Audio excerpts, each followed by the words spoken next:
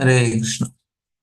ओम ज्ञानतिमिरन्धस्य ज्ञानाञ्जनशलाकया चक्षुरुन्मीलितं येन तस्मै श्रीगुरवे नमः। हरे Krishna.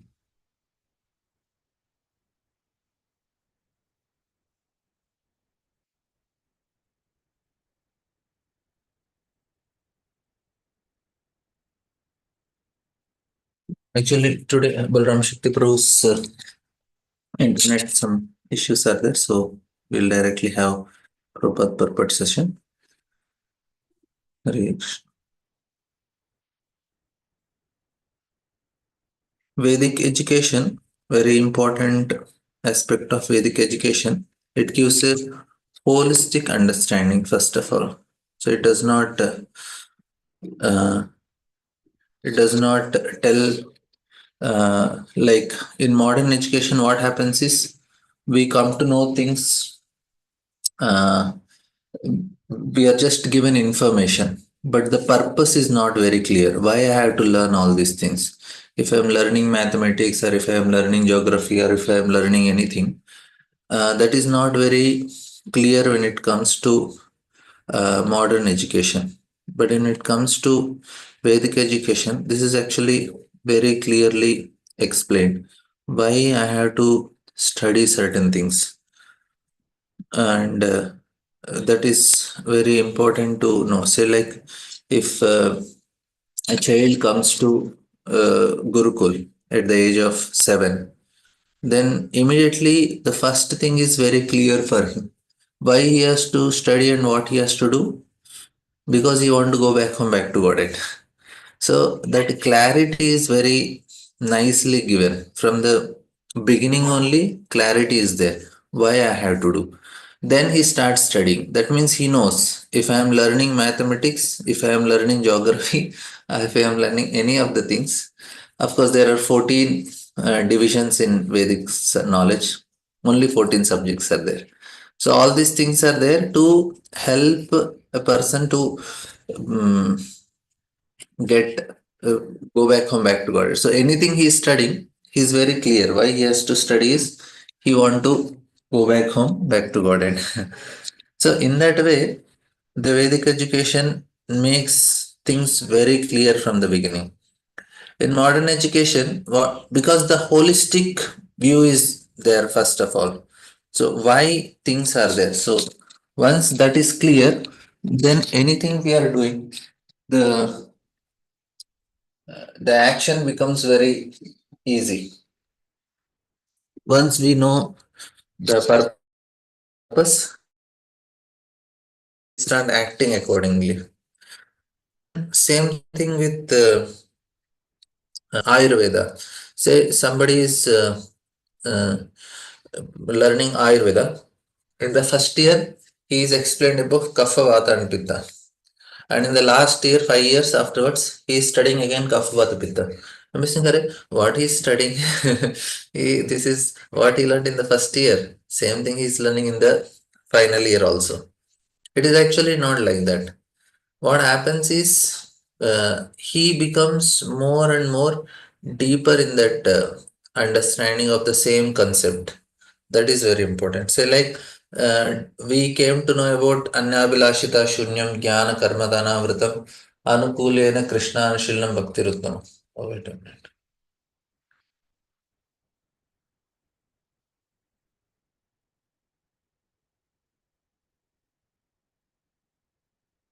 Hare Krishna. Sorry, I forgot to record. So, we were discussing that how Vedic education is very important. Why we need to learn these things properly? In Vedic education, the holistic understanding is given because it is getting recorded. So I'll start, I'll just revise again what we have discussed till now. The holistic understanding is given. So, first, the purpose is uh, told. Why I have to study. So, once you know the purpose, then anything you are studying, you will study in relation to that, and our activity is also in relation to that. So that makes things very easy for us to perform our actions. That is how the Vedic education is given. So the purpose is what?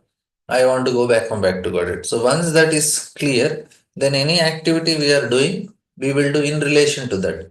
So even Stephen Covey, he has this start with end in mind. Start with end in mind means you already know the goal, and then based on that you start acting and doing all your things in life in relation to that. So that is the main purpose.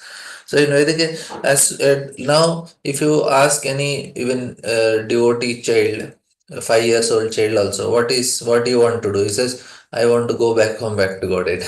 He knows the purpose. At the age of 7, when he enters into Gurukul, then he is told, okay, what you have to do? You have to perform bhakti. And what is that? Anyabhilashita shunyam jnana karmananamutam anukulena krishnanashinam bhakti ruttama. So from the beginning only he is not the same thing. But then all Bhagavad Gita, everything already they are given from the day one. And then after 20 years, what he will learn? He will learn the same thing. Anyabhilashita shunya only. But then what happens? Anything he's learning, if he's learning mathematics, science, social geography, anything he's learning, he knows that I want to go back from back to it. That's why I'm learning all these things. But when it comes to modern education, we don't know the purpose why I'm learning. Only one thing we know, that if I learn all these things, I'll get a good job and I'll make money. So I have to increase the economy. That's the reason I have to study all these things. So only purpose is to do sense gratification. Even that is also not clear because there are so many other purposes. They say, okay, you will get this, you will get this, and so many other things. So the purpose is not very clear in the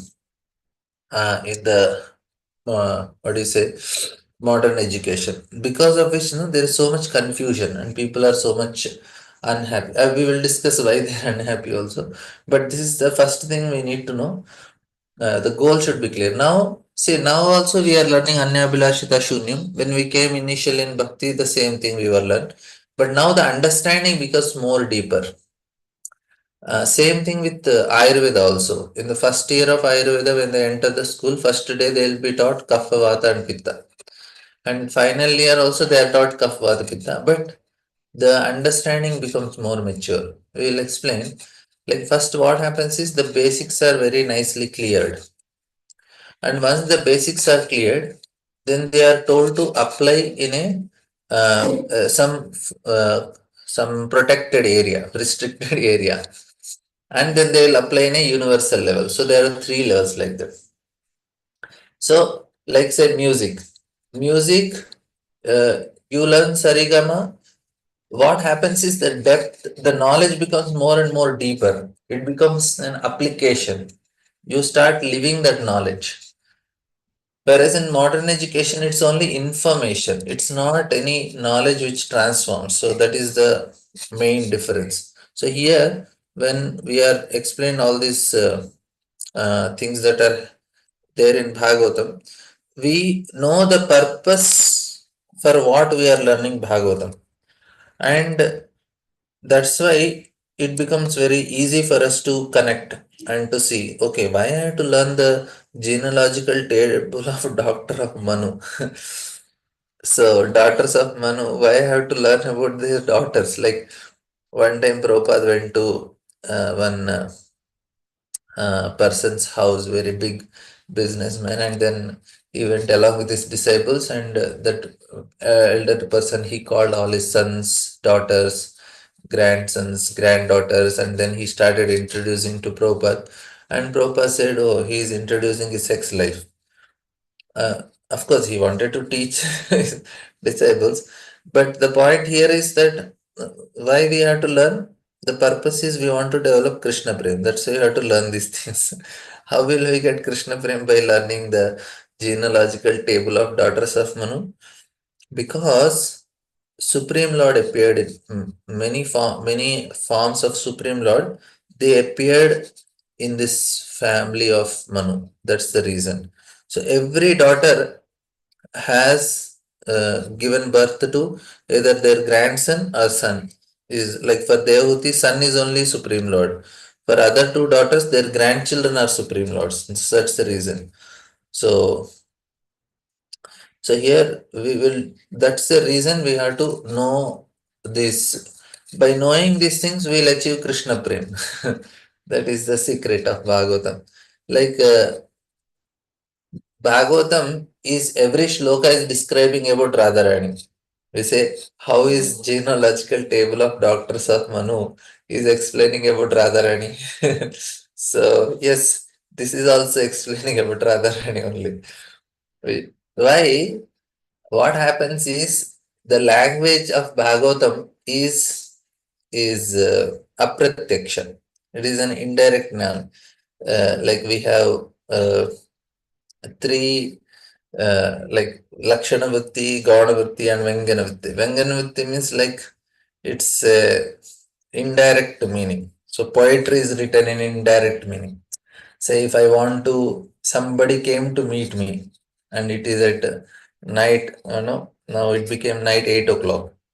Now I want him to go so that and now how should I tell him that leave my room? I want now if you can directly tell, just leave the room. 8 o'clock, finish.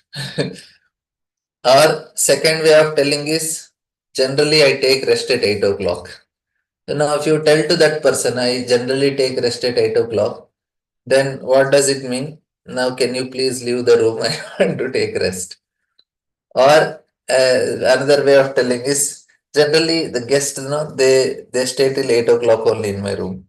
No, you are not telling to leave, but you are telling some statement which indicates that he has to leave now the room. You are understanding? So here Bhagavatam is glorifying Srimati Radharani, but it is telling in a more sophisticated way. So that's the reason it is very special Bhagavatam. So the Goswami is whole from the beginning to end without taking name of Radharani, he is glorifying Radharani. And Krishna is telling that if no, I like to be glorified indirectly. So here all these explanations which will definitely help us to change our heart and understand the concept of Supreme Lord at a different level. That's why we need to know all these things. So we will just see some of the things. So this is and some more very important things are there. We will share once we just finish some shlokas. Maitreya Vacha Muniyostu Yatarupayam Tira Kanyascha Jajane Akutir Devakutischa Pratur iti Vishrutat. He says Sri Maitreya said Swayambhumana begotten three daughters in his wife Shatarupa, and their names were Akuti, Devakuti, and Prasuti. And now Prabhupada again offers his obeisances to Bhaktisiddhanta Thakur, and he says, by whose order I am engaged in his Herculean task of writing commentary on Srimad Bhagavatam as the Bhaktivedanta purport. By his grace, we have finished three cantos already, and we are just trying to begin the fourth canto. So this is what Prabhupada is telling. And he says, by his divine grace, let us offer our respectful obeisances unto Lord Chaitanya, who began this Krishna conscious movement of Bhagavad Dharma 500 years ago. And through his grace, let us offer our obeisances to the six Goswamis. Then let us offer our obeisances to Radha and Krishna, the spiritual couple who enjoy eternally in Vrindavan, and their cowherd boys and damsels in Brajabhumi. Let us offer our respectful obeisances to all the devotees and eternal servitors of the Supreme Lord. So, and then Prabhupada writes that fourth canto, Bhagavatam, there are 31 chapters, and all these chapters describe the secondary creation of Brahma. So, third canto is about Sarga, and fourth canto is Visarga, Brahma and Manu. The Supreme Lord himself does the real creation by agitating his material energy, and then by his order, Brahma, the first living creature in the universe, attempts to create the different planetary systems and their inhabitants, expanding the population through his progeny like Manu and other progenitors of living entities who work perpetually under the order of Supreme Lord. In the first chapter of fourth canto, there are descriptions of three daughters of Swayambhu Manu and their descendant. The next six chapters describe the sacrifice performed by King Daksha and how it was spoiled. Thereafter, the activities of Maharaj Dhruva are described in five chapters. Then in 11 chapters, the activities of Prutu are described, and the next 8 chapters are devoted to activities of Prachetas. So, this is how the whole canto is divided. Prabhupada is giving that. Just as described in the first verse of this chapter, Swayambhu Muna had three daughters, Akuti, Devahuti, and Prasuti. Of these three daughters, one daughter, Devahuti, has already been described along with her husband Kardamuni and her son Kapilamuni. In this chapter, the descendant of first daughter, Akuti, will specifically be described. Swayambhu Manu was the son of Brahma, and Brahma had many other sons. But Manu's name is especially mentioned first because he was great devotee of Lord. In this verse, there are also the word Cha indicate that beside these three daughters mentioned, Swayambhu Manu also had two sons. So out of 12 Mahajans, Swayambhu Manu is also one of the Mahajans. And so then Akutim Ruchir Pradhya Api Brahma ब्रह्मार्मितं नृपा पुत्रिका धर्मम् आश्रित्य शतरूपानुमोदितः. Akuti had two brothers, but in spite of her brother, Swayambhu Manu handed over her to Prajapati Rucha on the condition that the son born of her be returned to Manu as his son. This he did in consultation of his wife Shatrupa. So, because the son is going to be Supreme Lord. So, two daughters and both their sons are Supreme Lord. So, Swayambhu Manu's two daughters begetted two incarnations of the Lord. They actually these personalities, na, they continue to stay for whole day of Brahma. That means 14 Manvantaras. Some of them they go back to God, but many of them they are like the original people for this creation, so they continue to stay. Sometimes a sonless person offers his daughter to a husband on the condition that his grandson be returned to him to be adopted as his son and inherit his property. This is called Putrika Dharma, which means that by exclusion of religious rituals, one can get a son. Although one is sonless by one's own wife, and here we can see the extraordinary behavior of Manu. For in spite of having two sons, he handed over his daughter to a Prajapati Ruchi on the condition that son born of his daughter be returned to him as his son. Srila Vishnu Chakra Thakur comments in this connection that King Manu knew that Supreme Personality of Godhead would take birth from the womb of Akuti. Therefore, in spite of having two sons, he wanted the particular son born of Akuti because he was ambitious to have Supreme Personality of Godhead appear as his son and grandson. He didn't ask for Kapilamani. Even Devahuti also is going to give birth to a Supreme Lord. Maybe he didn't put this Putrika Dharma to Kardamuni. But if her Prajapati Ruchi he gave that condition. Manu is a lawgiver of mankind. Since he personally executed the Putrika Dharma, we must accept that such system may be adopted by mankind also. Thus, even though one has a son, if one wants to have a particular son from one's daughter, one may give one's daughter in charity on that condition. This is the opinion of Jiva Goswami. So, this is a very important point here that we want to be connected to Supreme Lord very closely. So, that's the great desire of Swayambhu. As a son, you get connected. As grandson, you are connected. But somehow, I want to get connected. So by having Supreme Lord as son, it will definitely help him to meditate on the Lord very intensely. So that's the reason you want to serve him in that way. Prajapati sa Bhagavan Ruchi sa tasyam ajijannat maitunam brahma varchasvi paramena samadhina.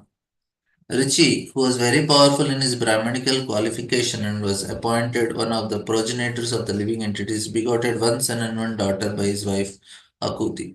All these Prajapatis, even Swayambhu Manu also is son of Brahma. All these Prajapatis, the initial, the all whom he gave his son, Swayambhu Manu gave his daughter, and Devahuti gets 9 daughters, all are sons of Brahma. So that time, this relationships as uncles, aunties, and all these things are little difficult.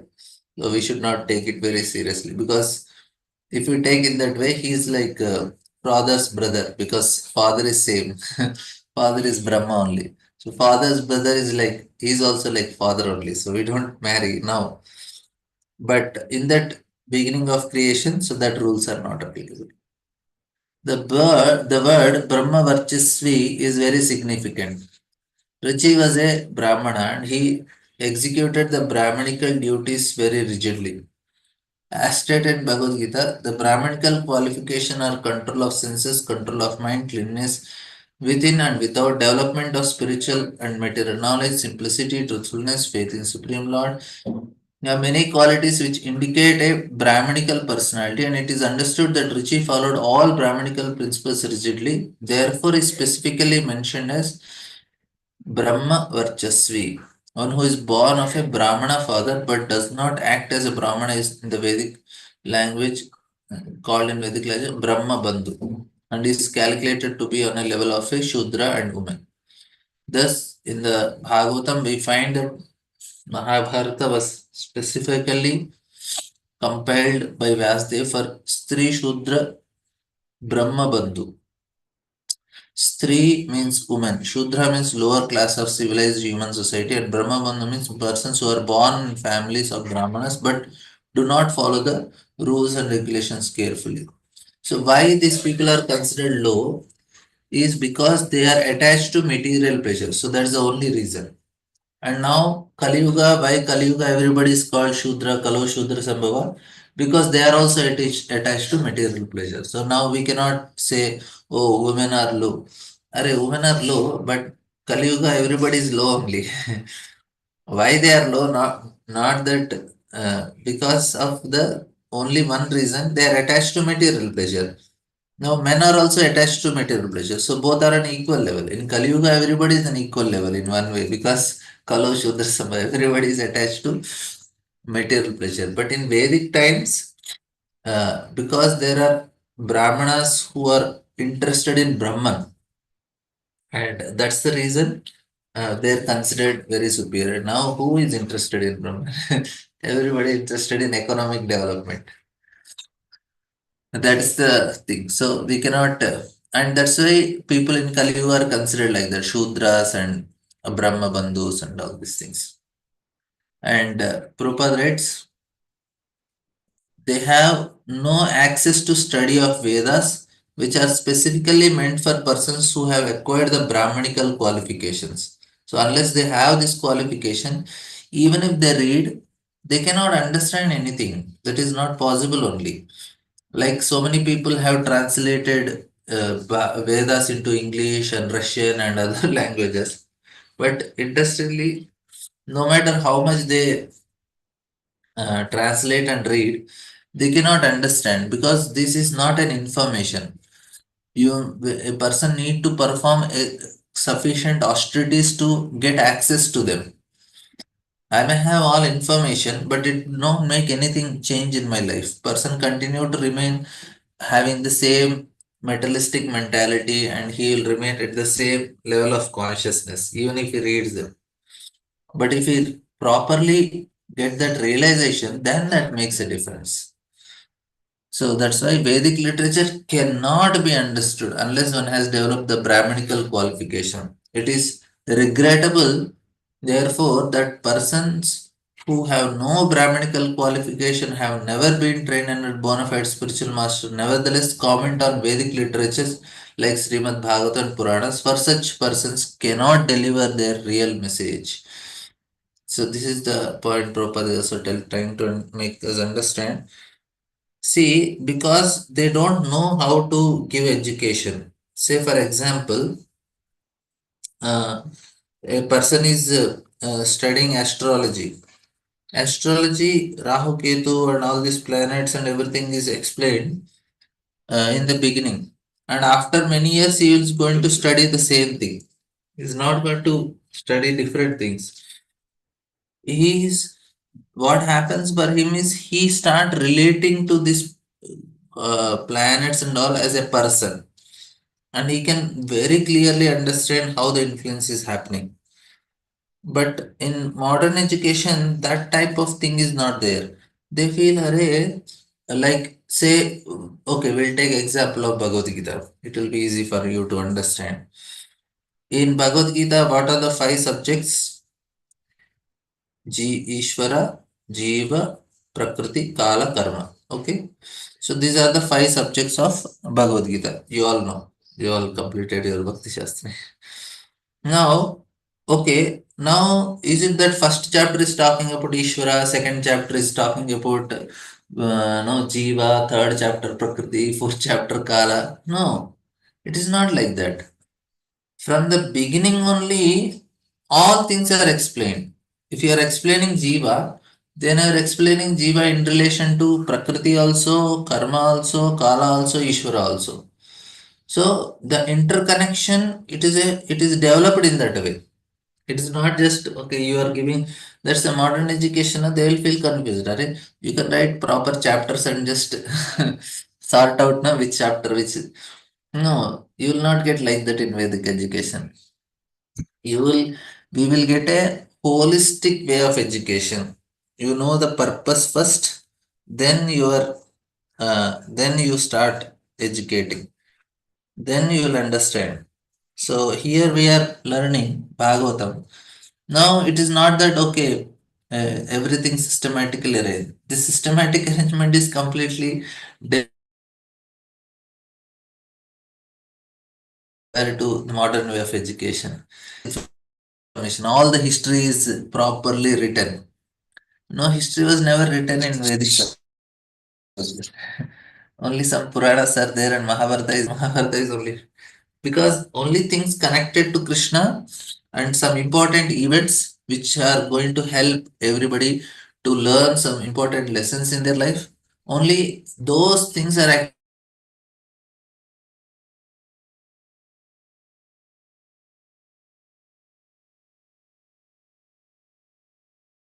we are discussing. Six manvantras means every manvantara is 71 Divya Yugas. 71 Kali Yugas are passed. Like that we have into 71 into 6. So that many uh, Kali Yugas are over. That many Satyuga, Treta Yuga, all the full one Mahayugas are over. Then uh, that is what is happening, and that we are discussing now. And why it is so? That means history is not stored.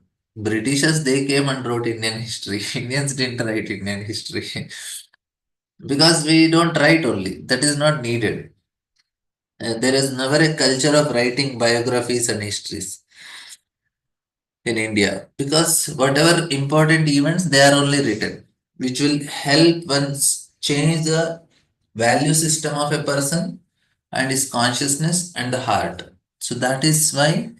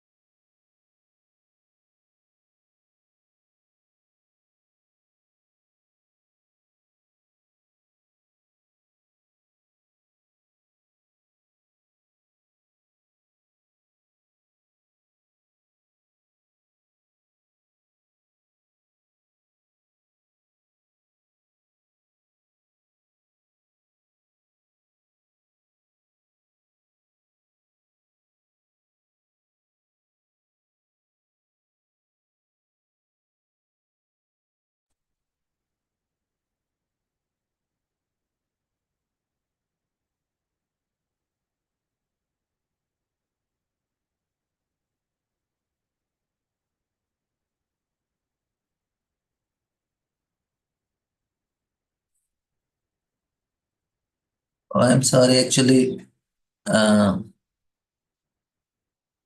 I lost the signal. Taruni Gauri Mataji, can you make me the host? You are the host now.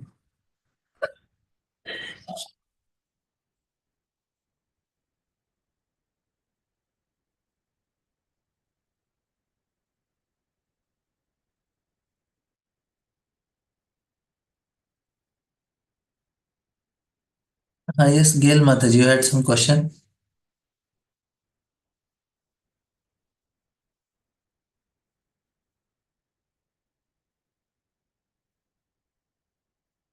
You can unmute yourself, Gail Mataji.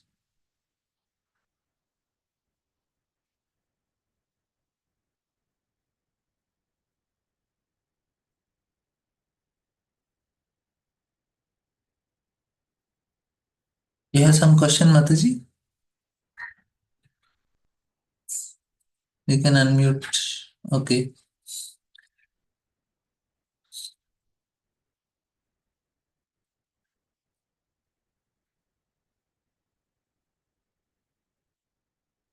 So what I was discussing is this Vedic education. So I'll add some more points.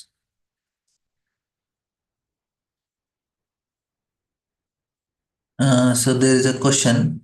What is the special thing in Mahabharata for them? Yeah. So the question is, I'm not able to unmute. I am not the host now. Taruni Gauri Mataji is host. If she can make me host, I can unmute. Somehow she became host. I don't have access now to become. So okay.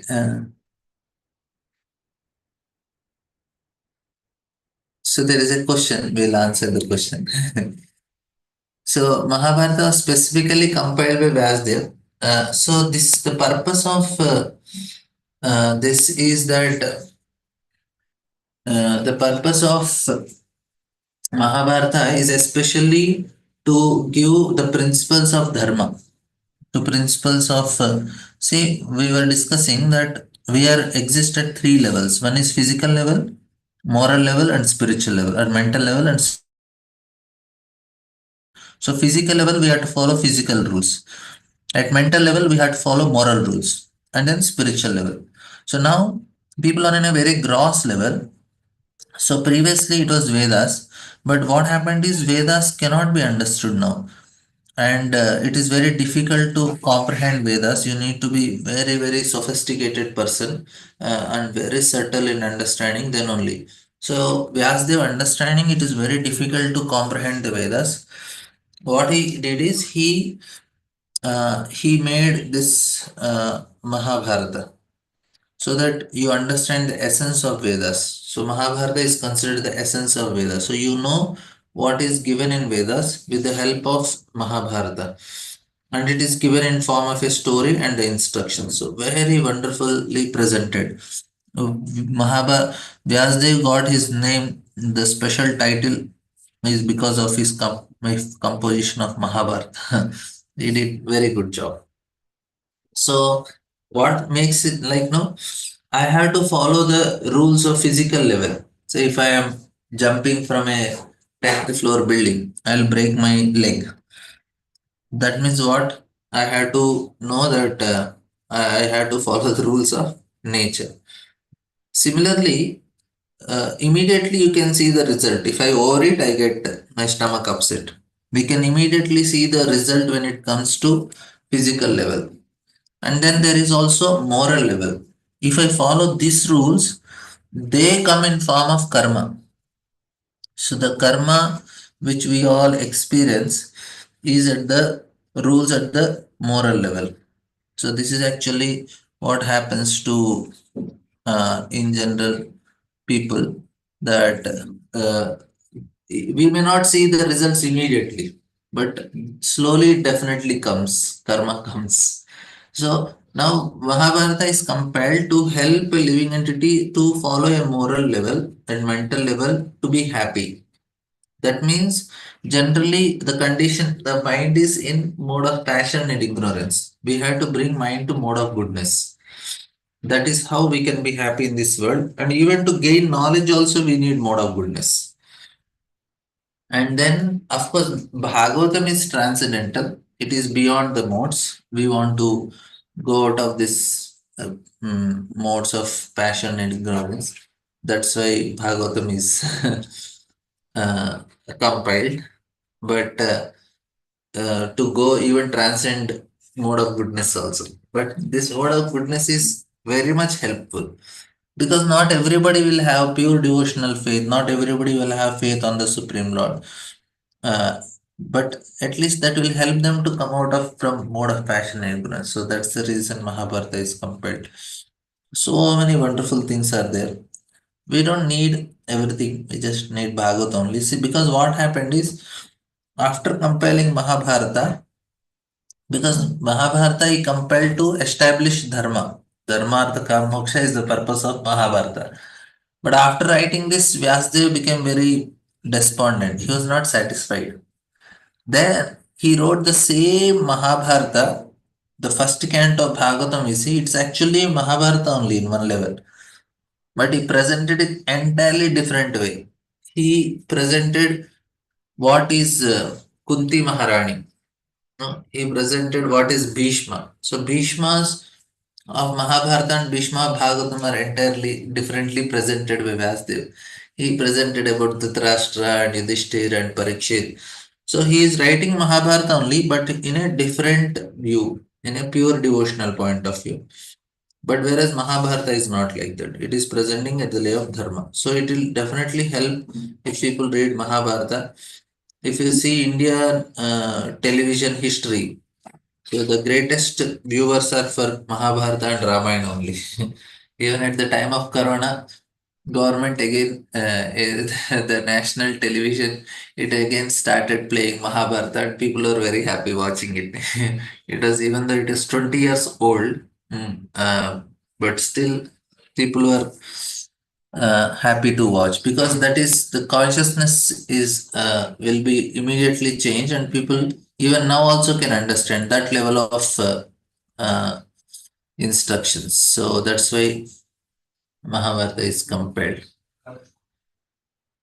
And yes, tasyo purvasat sakshat Vishnor yajna swarupadrik ya stri sad dakshina bhuter amsha bhutan payani. He says that of the two children born of Akuti, the male child was directly an incarnation of Supreme Personality of God and his name was Yajna, which is another name of Vishnu. The female child was partial incarnation of Lakshmi, the goddess of fortune, the eternal concept of Vishnu. So here, Prabhupada is explaining that goddess of fortune is eternal consort of Lord. Here it is stated both Lord and Lakshmi were eternal consorts appeared from Akuti simultaneously. So she could bring both. Can you imagine what a personality Akuti must be? She not only gave the Supreme Lord, she also gave birth to Lakshmi Devi. So compared to Devahuti, Akuti is more powerful. She could give birth to Lakshman. Both Lord and his consorts are beyond this material creation as confirmed by many authorities. Narayana Paravakta. Therefore, their eternal relationship cannot be changed. And Yajna was born of Akuti, later married the goddesses of fortune. So,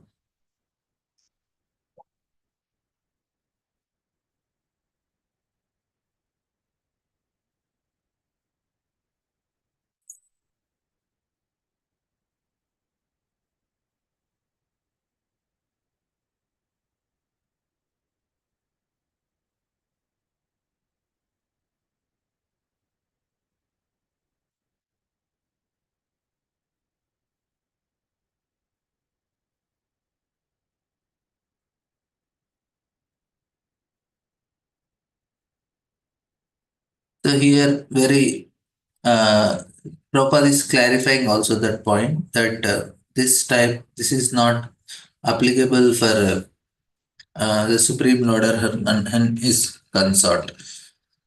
And so they can marry, not a problem. And then he says that Swayambhu Manu was very gladly brought home The beautiful boy named Yajna and Richi, his son-in-law kept with him the daughter Dakshina.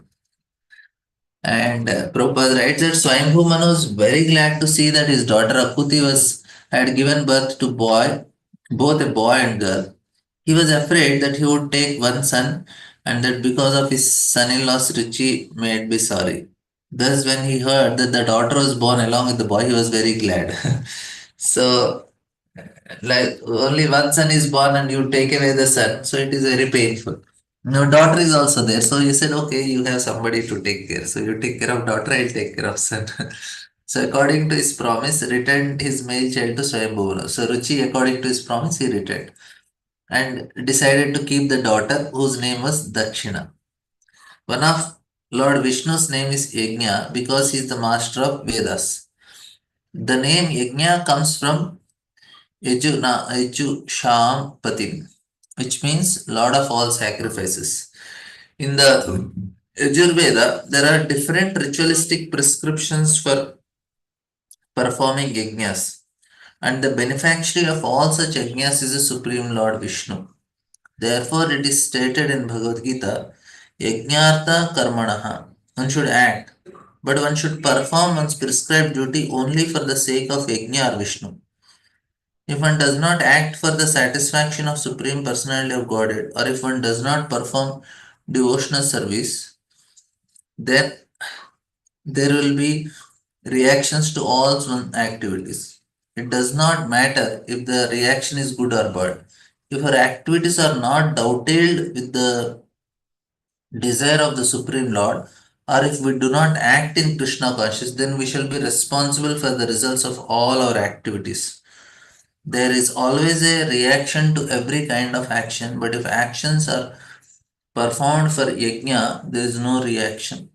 Thus, if one acts for yajna or the Supreme Personality of Godhead, one is not entangled in the material conditions, for it is mentioned in the Vedas and also in Bhagavad Gita that the Vedas and Vedic rituals are all meant for understanding the Supreme Personality of Godhead, Krishna, from the very beginning. One should try to act in Krishna consciousness that will free one from the reactions of material activities. So, this is very, very important thing. I will try to explain. So, here what it is explained is that uh, like we have to perform our activities. See, we are not doing karma yoga. Nishkam karma yoga is that you perform an activity and you offer the result to Krishna. But we don't do like that. What we are doing, we are directly doing it for Krishna. So there is a quite a lot of difference in it. We should not get confused. Say now, because first thing what we do in bhakti is we change our identity first. We say we are servant of Krishna. And no, it's not that morning I am servant of Krishna, evening I am not servant. No, whole day I am servant of Krishna. Today also I am servant of Krishna, tomorrow also I am servant of Krishna. Say if I am servant of Krishna, for whom I should work? I should work for Krishna. So that is the first point. So I am servant of Krishna, I serve Krishna. So that is the first thing. That means whole day I am meant to serve Krishna. But because of my anarthas, I am not able to do 24-hour service to Krishna. So that is the main point. We are supposed to serve Krishna 24 by 7, but because of our conditioning, we are not able to serve Krishna 24 hours a day, right? Because of anarthas. Otherwise, I am always servant of Krishna. We all agree with this. But when it comes to Karma Yoga, Nishkam Karma Yoga, first is they identify themselves as I am a Brahmana, I am a Kshatriya, I am a Grihastha, I am a mother, I am a father, I am a son, I am a daughter, I am. So we have an identity, and then I will fulfill my duties in that identity. Oh, I am a wife now, so I will do the duty of a wife. I am a husband, I have to do the duties of my husband. I am a father, I am a son. I will do the duties and offer the result to Krishna. So this is the main difference, that you do your duty according to Varnashrama and offer results to Krishna. But when it comes to bhakti, we don't identify ourselves as any of these things. We identify first as a servant of Krishna, and now Krishna is telling, okay, do a service as a mother. Okay, I will do as a service of mother. Okay, do service as a daughter. Okay, service as a do service as a sister. Do service as a wife. And then Krishna says, okay, enough, enough. Now you do something else. Now I am doing it not that I do it because Krishna's servant I am. So Krishna gave me the role of a mother now. Krishna gave me the role of a father now. So that's why I do it for some time. And then when Krishna changes, I am okay with that. So I am more attached to pleasing Krishna than the role I am playing here. I am just playing this role because it is my role is only one role. I am servant of Krishna, and Krishna told me to act as a mother, act as a husband, and I am doing it. That means whole day I am doing it for Krishna only. But whereas in Karma Yoga, you identify first is I am a husband now, and I had to take care of my wife. I'll do all the duties of husband, and in the day and morning and end, Kayena vacha manasendriyarva buddhyatmanava prakriti swabha karo vichya sagalam brasmai narayana samarpami. I offer the results to Krishna. I want to, that means there is a separate identity for myself. But in Bhakti, it is not like that. So, this is the main difference. And that means what happens? Whole day our activity is yajna. But in Karma Yoga, they have to separately take time to perform the yajna. They also do their work as yajna because they offer sacrifices. If we don't do yajna, then we become entangled because of the activities which we are performing in that state. If we don't do things in terms of yajna, then we get entangled. That means we have to bear the fruits. Yajna basically is like payment. If I am enjoying, I have to pay for it. I can pay for the product, but I have to pay for the pleasure also. I purchased the mango, so I paid for the mango, but I didn't pay for the pleasure to enjoy the pleasure which I experience when I eat mango. So that is a different payment. That payment is called yajna. And how we do, we offer it to Krishna and we say we'll take prasadam. Then no reaction. That's why it is karma free diet. Any action which is offered does as a sacrifice, it is karma free. If you don't do as a sacrifice, yajnartha karmano anyatra lokoyam karma. That's why nowadays people don't do any yajna. So all their activity is only giving them bondage. For us, what is the yajna we do? We chant every day. So ours is Sankirtana yajna. So in that what we do, it's not just chanting. We are already having an identity also. Oh, I am servant of Krishna. So I work because I earn money as a servant of Krishna because I take that money for the service of Krishna. Like I go offer nice bhoga to the Lord, perform arati, or help in temple donations, serve Vaishnavas. That is the only purpose for earning money, not to have a luxurious life. If we are earning money for luxurious life, then we are getting entangled. But if we are earning money to serve Vaishnavas, Krishna, and little bit for maintaining family and some for future some security, that is a different thing. Not to live a very luxurious and comfortable life. That is not actually recommended. Then we will get entangled. So we have to live in terms of we have to live our life as an yajna. So then only it works. So I have explained also the process of yajna, how the sacrifice. If you are doing activity in ignorance, it will fructify. If you are doing activity in knowledge, then there is only no, the seeds are getting burnt. So this is actually what is happening to our actions. So please understand the very clear difference between Karma Yoga and Bhakti Yoga. We are not doing Karma Yoga, we are doing Bhakti Yoga. So we don't offer results to Krishna, we only do it for Krishna. So there is a quite a lot difference in that. Right? So then it happens that lot of the ritualistic performance of Yajna later married Dakshina, who was anxious to have the personality of Godhead as her husband. And in his wife, the Lord was also very much pleased to beget 12 children. So Prabhupada is writing, an ideal husband and wife are generally called Lakshmi Narayana. To compare them to the Lord and the goddess of fortune, For it is significant that Lakshmi Narayana are forever happy as husband and wife. A wife should always remain satisfied with her husband, and a husband should always remain satisfied with his wife. In the Chanakya Shloka, the moral instruction of Chanakya Pandit, it is said that if a husband and wife are always satisfied with one another, then the goddesses of fortune automatically comes. In other words, where there is no disagreement between husband and wife, all the material opulence is present and good children are born. Generally, according to Vedic civilization, the wife is trained to be satisfied in all conditions, and the husband, according to Vedic instructions, is required to please the wife with sufficient food, ornaments, and clothing. So, this is the standard. It says that there is no disagreement between wife and husband. All material opulence is present and good children are born. And this is very rare nowadays. There is so much disagreement that the percentage of marriage, the survival is only becoming less. Previously there is no question of survival. Now the survival is becoming very less. Actually it is nobody's fault. It is the time is like that, so we cannot blame because of women or men. It is because of the system is like that. There is no training. No, who can be blamed? The boy is not trained, girl is not trained, so they don't know. They know only one training. The training is that we want to enjoy in this world. Because the whole education system is only telling how to enjoy. Then what happens is, then the higher principles are not taught only. Even the you somehow cheat and do something but get your job and money.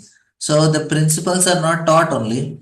So what they will do, it is becoming very, very chaotic and dangerous. Nowadays, how the children, they are so much into alcohol, boozing, smoking, drugs, and from school times only children are doing all these things. Now, when they become they become big and they get jobs, how much, and then they marry, how much their marriage will survive. Now only their mind and senses are so contaminated, so polluted, they don't know what is right, what is wrong, and they just know only sense gratification. And they are seeing all these movies and all where they promote very nicely. And because my human tendency is to go for negative direction, and anything you show in negative, people will be easily attracted, especially the children's mind. And then what happens? Complete disagreement between husband and wife, and no material opulence and no good children. That is actually what is happening. Well, Prabhupada, generally, according to Vedic civilization, a wife is trained to be satisfied in all conditions. That means even if a husband is very poor, wife is satisfied. So that is a training that is given. Like Swayambhu Manu brought Devahuti and placed her in ashram of Kardam Muni. She was staying, she was living in a very opulent environment. She was living in a palace with all maid servants and all. And suddenly she has to come and stay in a hermitage with very bare minimum facilities. No maid servants, no luxury, and but she was satisfied. So that is the training she got. So that means they are not dependent on the external circumstances. Internally, they have very high values that makes them satisfied. So internal values make us satisfied, not the external conditions what we are in. This is the very important point to understand, that no matter how much external things I may have, internally my values are not very high, then obviously I cannot be happy. And here I cannot be satisfied also. The training is training giving the values. So, and the husband, according to Vedic instructions, is required to please the wife with sufficient food, ornaments, and clothing. So, these three things woman is need. Thus, then, if they are satisfied with their mutual dealings, good children are born. In this way, the entire world can become peaceful. But unfortunately, in this age of Kali, There are no ideal husbands and wives. Therefore, unwanted children are produced, and there is no peace and prosperity in the present day world. Children are not able to trust the parents only because they don't have any high values to live in life. And now children, they don't have very close connection to parents. Then what happens? They feel that loneliness and insecurity and end up in bad habits. And the 12 boys born of Yajna and Dakshina were named Tosha, Pratosha, Santosha, Bhadra, Shanta, Idapsti, Idama, Kavi, Vibhu, Swana, Sedavi, and Rochana. During the time of Swayambhu Manu, their sons all became the demigods collectively named the Tushitas. Marichi became the head of the seven rishis. Yajna became the king of the demigods Indra. And during the life of Swayambhu Manu, six kinds of living entities were generated from the demigods known as the Tushitas, from the sages headed by Marichi, and from the descendant of Yajna, the king of demigods, and all of them expanded their progeny to observe the order of Lord to fulfill the universe with living entities. These six kinds of living entities are known as Manus, Devas, Manuputras, Amshavataras, Sureshwaras, and Rishis. Yajna, being the incarnation of Supreme Personality of God, became the leader of the demigods Indra. So this you all know about it. Swayambhu Manu's two sons, Priyavata and Uttampada, became very powerful kings, and their sons and grandsons spread all over the three worlds during that period. So that about the sons will come later. Now only daughters are discussed detailed. My dear son, Swayambhu Manu handed over his daughter, his very dear daughter Devati to Kardama. I have already spoken to you about them, and you have heard about them almost in full. Now he's telling Swayambhu Manu handed over his daughter Prasuti to son of Brahma named Daksha. All are sons of Brahma only. There's nobody. Was also one of the progenitor of living entities. The descendant of Daksha are spread throughout the three worlds. Of all the Prajapatis, Daksha is so expert. That's why he's called Daksha. You have already been informed about the nine daughters of Kardamani who were handed over to nine different sages. I shall now discuss the descendant of these nine daughters. Please hear from me. So these nine sages are also born from Brahma. And third canto has already described how Kardamani begotten nine daughters in Devati and how all the daughters are handed over to great sages like Marichi, Atri, Vasishtha. Kardamani's daughter Kala, who was married to Marichi, gave birth to two children, whose names were Kashyapa and Purnima. Their descendants are spread all over the world. My dear Vidra, the two sons of Kashyapa and Purnima begot three children, namely Viraja, Vishvaga, and Devakulya. Of these three, Devakulya was the water which washed the lotus feet of personality of Godhead, and which later on transformed into Ganges of the heavenly planets. Prabhupada is telling of the two sons of Kashyap Muni herein. Purnima's descendants are described. An elaborate description of these descendants will be given in the sixth canto. So we have to wait for two more cantos. It is also understood herein that Devakulya is the presiding deity of river Ganges, which comes from the heavenly planets to this planet and is accepted to be sanctified because it touched the lotus feet of personality of Godhead Hari.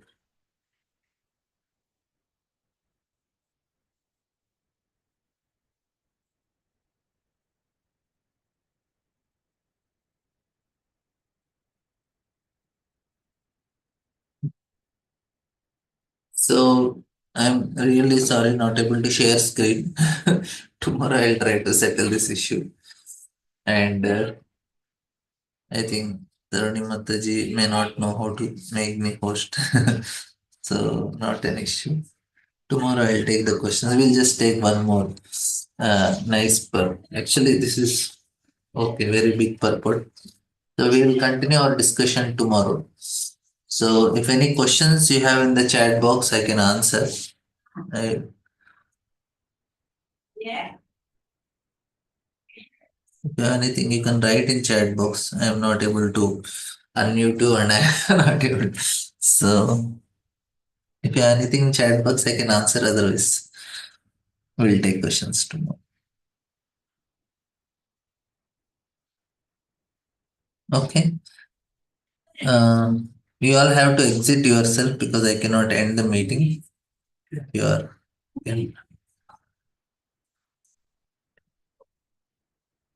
Okay, there is a question. What is the result of Karma Yoga? Karma Yoga, you'll be free from karma, and then we will be able to uh, we will be able to get qualification for Jnana Yoga.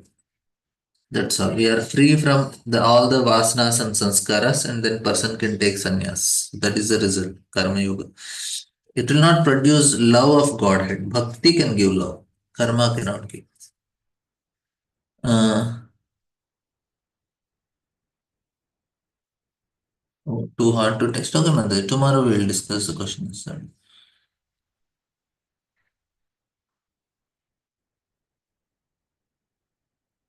Uh,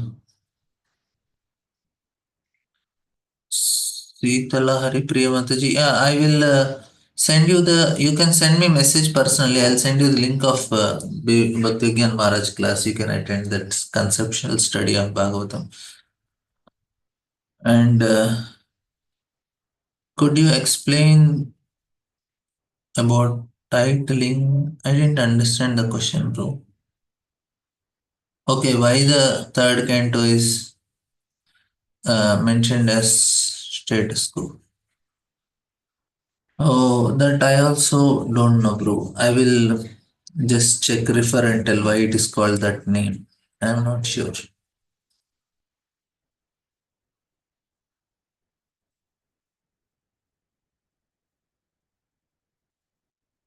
Okay, I'm really sorry if there is some technical problem. I'll try to settle it today. I'm not the host, so I cannot end the meeting. So please drop yourself. You can exit yourself. Thank you all very much. Hare Krishna.